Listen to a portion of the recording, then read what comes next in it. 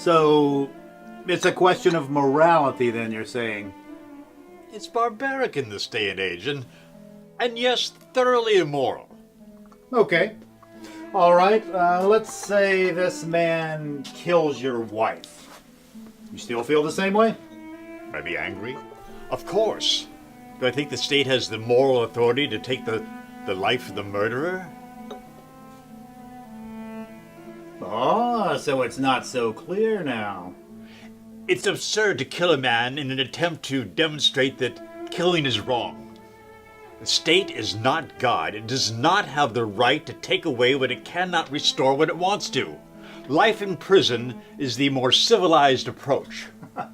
On the contrary, capital punishment takes a man's life instantly, whereas life in prison takes his life slowly.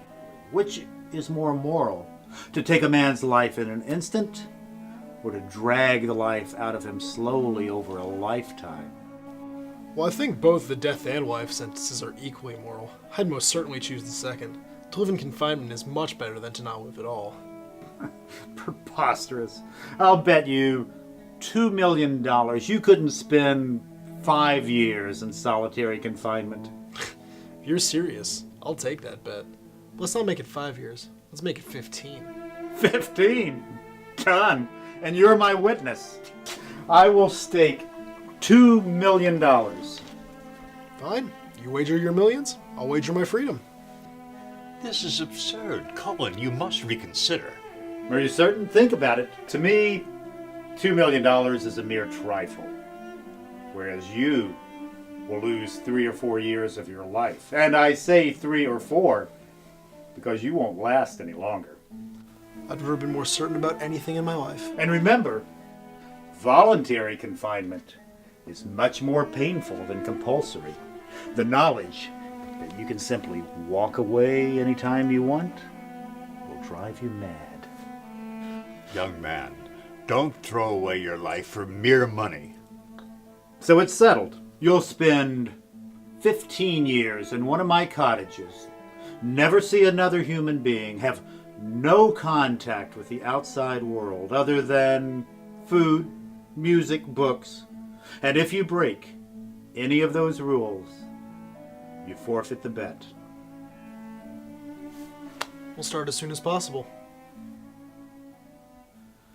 I feel sorry for you. I truly do.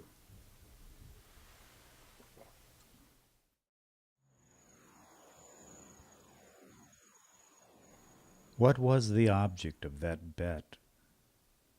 Did it prove that the death penalty is better or worse than life in prison?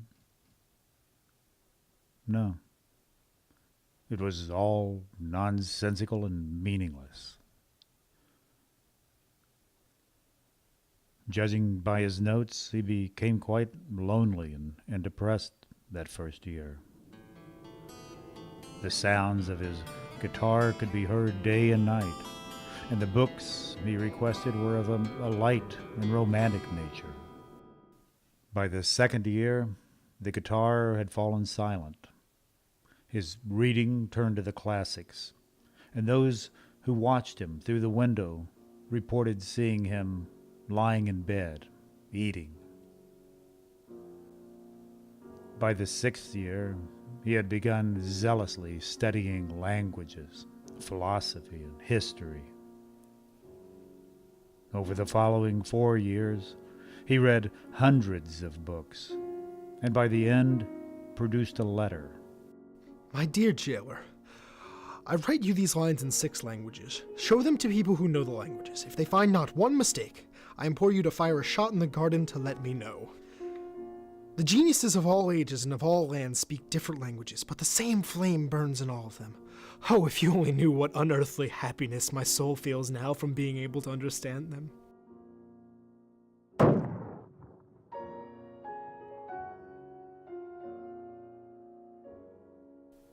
After the 10th year, he began reading nothing but scriptures from religions around the globe, rereading and studying for days at a time.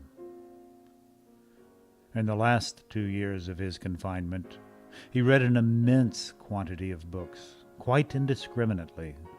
He would begin reading about the natural sciences and then abruptly ask for Byron or Shakespeare.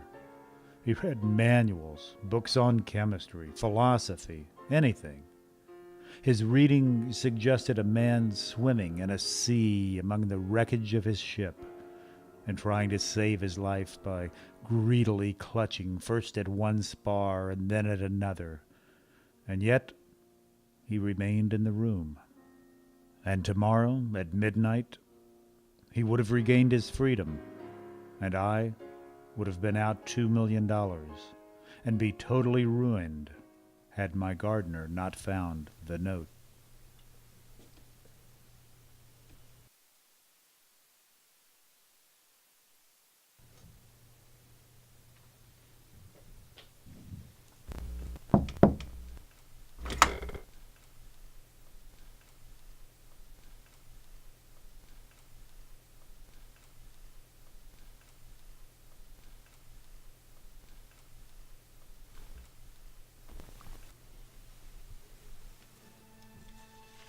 Tonight at midnight I shall regain my freedom. But before I do, I tell you that I despise freedom, life, and health. For 15 years I've been studying earthly life, and, while I've not seen the earth or other men, through your books I've drunk fragrant wine, I've sung songs, I've hunted stags, and I've loved beautiful women. Your books have given me wisdom. All that the unresting thought of man has created throughout the ages is compressed into a small compass in my brain. I know that I am wiser than all of you. You may be proud, wise, and fine, but death will wipe you off the face of the earth, as though you were no more than mice burrowing under the floor. And your posterity, your history, your immortal geniuses will burn or freeze together with the earthly globe. To prove how I despise all that you live by, I renounce the $2 million of which I once dreamed of as paradise, and which I now despise. In the hour before the fixed time, I shall leave this self-imposed confinement and finally be free from all earthly traps.